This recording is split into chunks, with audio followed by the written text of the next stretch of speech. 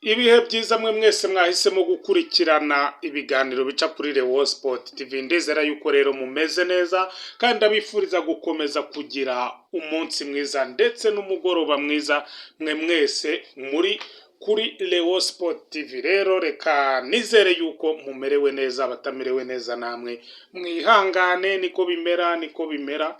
Isi buriya bajya bavuga ngo isi ntisakaye. Hari igihe nyine ubona hari igihe ubona waramukiye ukabona ni wowe uri kunyagirwa ukibaza uko byagenze nyine, ariko niko isi dutwaye. Uyu munsi umeze neza ejo bikaba byanze, ariko ntago wiheba. Buriya kwizera Imana nicyo kintu cya mbere, niwo muti wonyine nabwira iyo bitameze neza. Iyo byanze ujya kwa muganga, niba ari uburwayi, niba ari ubundi buzima bwanze, ugasenga Imana byose ibibizi. Ndaje rero ngo tuganire ku makuru y'imikino. Ese ni ibiki birimo biravugwa mu isi ya siporo? Bimeze bite hano muri Murera? Bihagaze bite? Ejo nawe nabakoreye ikiganiro nyine mbabwira ku bintu by'inama zirimo kuba, ariko ntago nabahaye imyanzuro, ntago nababwiye ngo byagenze gute, banzuye iki. Uko byagenda kose hari icyanzuwe kandi nanjye namaze kukimenya, nubwo bitatangajwe ngo bijye hanze. Ntago babishyize hanze nyine kuko ni inama zirimo gukorwa mu ibanga. Ntago wavuga ngo abanyamakuru baba batumiwemo, uretse guhiga za ndani nyine ugakurikirana ku muntu wawe, cyangwa se kuba mwaba ubasha kugeraho bari muri Rayon Sport, nibwo ubasha kubona ayo makuru. Niyo mpamvu rero uko irangiye ntago ariko amakuru wahita uyabona, oya. Ariko ndaje kuko yose ubu namaze kuyakandagira, ndababwira n'andi mashya ari muri Murera Rayon Sport. Banzure ko wakanze subscribe kuri Rewo Sport TV. Nusanga utarakanda subscribe, nawe ukandeho uze mu muryango mugari wa Rewo Sport TV. Dukomeze tubane neza cyane, dukomeze tugendana, ibintu bikomeza kuba wane. Amakuru y'imikino nayo akugeraho neza. Wibuke ufungure iyo nzogera kugira ngo nituzadushyiraho ikiganiro kijye gihita kikugeraho mu bambere, utazajya ukibona haciyeho igihe. Wewe wabikoze rero, nawe reka nongere ngushimire, uri umuntu w'agaciro cyane, wakoze ikintu gikomeye cyane. Reka twigarukire mu makuru y'imikino. Rayon Sport ejo hateranye inama, twarabibabwiye. Inama y'ubuyobozi bwa Rayon Sport irimo yiga ku kibazo cy'umutoza Afahamiya Rotifi n'umusaruro muke wa Rayon Sport. Muribuka ko we na Tadeyo byari byanze, arimo amubwira ko azaganira na Bubuni, ari we mwagenti we. Byarangiye rero ubuyobozi bwa Rayon Sport bwicaye buravuga buti dukore inama duhuze, bimeze biti. Harimo abazanye Afahamiya Rotifi, hakabamo n'abandi.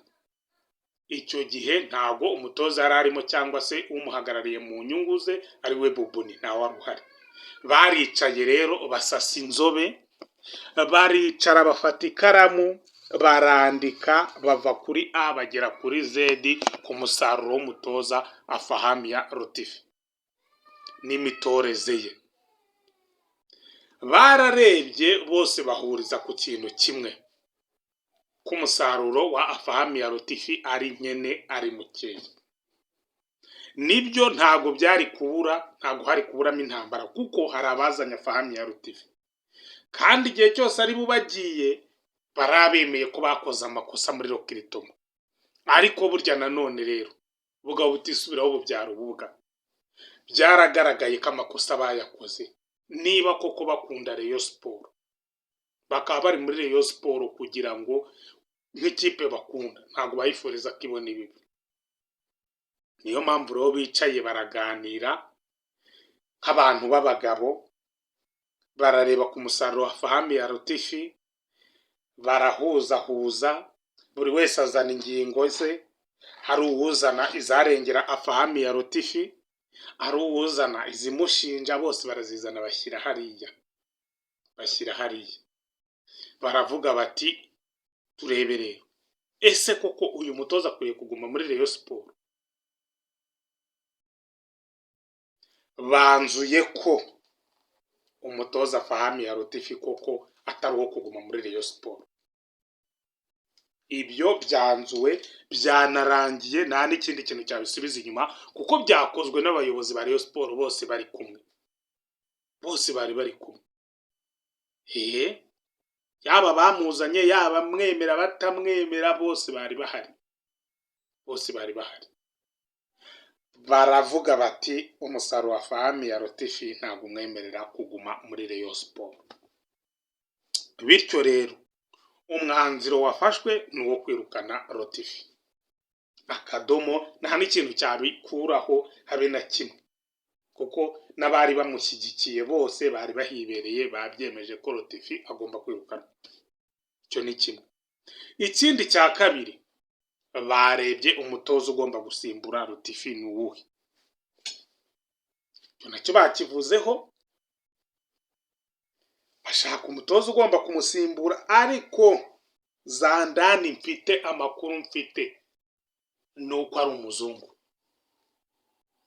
Yego, araza muri ba 11 b'abazungu ba Wasiri, arazamo nayo yiterekemo n'undi muzungu rwose, n'undi muzungu.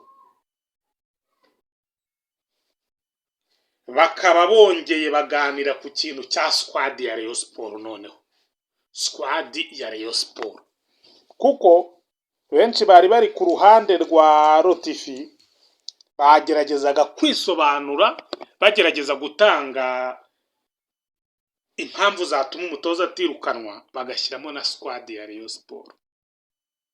Bagerageje rero kuganira kuri squad ya Rayon Sport, barayinononsura, bahera mu izamu, bagera muri defense, bagera muri mediane, bagera kuri attaque.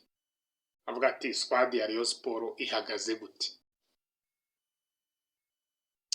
Baje gusanga ko Rayon Sport si nziza cyane, ariko si nabi, nta nubwo ari nabi, oya.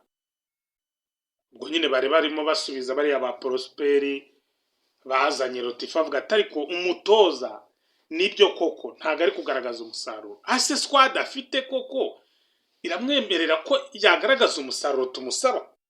Ba Prosperi nyine barimo bashaka kurengera umutoza bazanye, ariko byarangiye babemeje na Prosperi aravuga ati Rotifi nagende, nawe yamurekuye, ni wari umuryamye wundi no wari umufite. Birangira rero bayize kuri Rayon Sport, baheriye muri zamu, baravuga ati Pavera ajya muri defense, ba Yusari, ba Rushema, ba Kabanga, avuga ati iyi defense nta kibaye. Ariko bageze muri mediane, avuga ati nimero 6 ntawe pe. Babihamije ko nimero 6 ntawe uhari, baravuga bati aha hantu nimero 6 rwose dufiteho ikibazo. Haribwo bahise bagaruka ku mukinnyi Pichu, Ismael Pichu. Hangiye bamuvuga, baravuga ati umukinnyi ni free agent, kandi turacyafite imyanya yo kwinjizamo abakinnyi, nta kintu cyatuma nyamara tutamuzana Pichu. Pichu rero yongeye kuvugwaho, yongera kuganirwaho mu mitwe y'abayobozi ba Rayon Sport ko Pichu agomba kuza muri Rayon Sport, iriya 6 akayibyimba, akayifata mu biganza bye. Cyaba ari ikintu cyiza cyane, cyaba ari ikintu cyiza kuri Rayon Sport, kuko Pichu ntago ari umukinnyi w'umuswa, yavuye muri APR kubera ari umuswa, ahubwo nyine amasezerano ye yararangiye, kandi APR ikareba ikabona ubushobozi bwe nyine ntago buri ku rwego ishaka. Pichu rero nawe bongeye bamuvugaho, bageze muri attaque baravuga bati attaque dufite abakinnyi 2 barwaye kandi bari kugaruka, harimo Foru Nganye, hakazana Asumani, tukagira Habimana Yves. Havuga ati se niba Habimana Yves yarakiniye Rutsiro, akabasha kwihereza ibitego 8 muri shampiyona, none hari muri Rayon Sport ifite umufana, ifite abakinnyi bari hejuru y'aba Rutsiro, guta 8 byo atabibona. Baravuga ati kugeza aka kanya nubwo tutarimo kubona Habimana Yves akina, ariko Habimana Yves ni umukinnyi wakabaye ari kugenderwaho, yifashishwa na Rayon Sport igihe Nganya ataragaruka n'igihe Asumani ataragaruka. Abakinnyi bacu nibagaruka Rayon Sport izaba imeze neza. Bati muri atake nta kibazo Rayon Sport ifite. Banzura ko Rayon Sport kuri iyi imeze igomba kongeramo nimero 6. Nimero 6 akazana n'umutoza mushya. Fahami ya Rotifi agasezerera. Icyo bari kuganira rero ni ku kintu cy'amafaranga yo guha Fahami ya Rotifi. Ariko abayobozi bose babihurijeho bemeje ko bagomba gutangira gushakisha uburyo babona amafaranga yo guha Rotifi. Ya miryango ya Rayon Sport igomba kwikoramo dore yuko itigeze yikoramo mu kugura abakinnyi. Ikoze mu muryango umwe wazanye Rutsiro. Ubwo ndavuga Habimana Yves. Indi miryango yose ntabwo yigeze yikoramo. Ubu rero nicyo gihe ngo bikoremo bagire gute bahereze amafaranga Fahami ya Rotifi n'umwongereza we ibigendera. Ikibazo cy'amafaranga bavuze ko bo ubwabo nk'abayobozi ba Rayon Sport bagomba kukikemurira. Ubu rero hari abari kubabwira nyine ngo ko hari inama irahari kandi koko ngariyo iri bwige ngo kukwirukana Fahami ya Rotifi. Oya, Fahami ya Rotifi icyo kumwirukana bamaze kukigaho byararangiye. Ahubwo ikintu bari bwigeho ni ukumumenyesha ko yirukana. Icyo nicyo cya mbere kuko iyo nama nawe agomba kuza kuba yirimo. Ikindi cya kabiri ni ukumvikana ku byo bagomba kumuha. Nicyo ngicyo iyo nama iri bivuga cyonyine, kumenyeshwa ko yirukanwe. Ikindi cya kabiri kuganira ku byo bagomba kumuha, ibyo nyine bamugomba kugira ngo yigendere.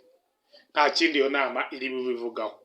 Uko byagenda kose iyi international break irarangira Rayon Sport na Rotifi batandukanye. Sinzi niba undi mutoza ari we yahageze, sinzi, ariko Rayon Sport iraza kuba yatandukanye n'umutoza Fahami ya Rotifi. Narabivuze ariko narabivuze ko rwose oya Rotifi ntabwo ari ku rwego rwa Rayon Sport pe. Narabivuze ajya no kuza babwira Rotifi bamuguriye ngo bakomeze mu gikombe cy'amahoro, ariko ntabwo ari ku rwego rwa Rayon Sport. Kandi ntabwo bitinze birigaragaje nyine kwa kudashyira hamwe ngo baganire ku kintu. Barabibonye ko bahombye. Ntabwo babuze miliyoni 30 na zingahe Rayon Sport igiye guhomba.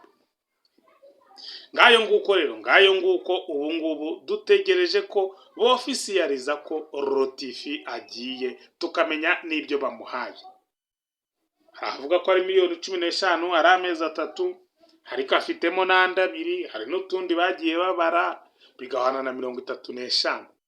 Ibyo byose rero baraza kubiganiraho ubundi bofisiyalize ngo Rayon Sport itandukanye n'umutoza wayo Fahami ya Rotifi. Batandukanye neza mu buryo bwiza bwemewe n'amategeko. Ubundi tayari Rotifi ajye gushaka indi kipe atoza, Rayon Sport nayo ishake undi mutoza uyitoza. Turebe yuko wenda umusaruro wahagaragara, wenda Rayon Sport tukongera kuyibona iri gushamburira, tukongera kuyibona iri mirare mu mukino ikina neza. Yes, ngayo nguko rero nayo makuru ari muri Murera, ariko ndaje mbakurikiranire zandani menye neza ese umutoza mu batoza Rayon Sport imira nuganuga bande. Mfite amakuru y'umwe w'umuzungu, ariko ndaje nkomeze mbakurikiranire ndabagezaho kuko Rayon Sport ikimara kwemeranya yuko umutoza agomba kwirukanwa bahise bajya muri dosiye yo gushaka undi mutoza. Reka nkomeze kubifuriza kugira umugoroba mwiza. Turabakunda cyane. Iyi ni Rayon Sport TV, amakuru imikino yo nakagaruka. Guma hano wigira ahandi hantu ujya kanda subscribe ufungure notification ubundi dukomeze tubana neza cyane.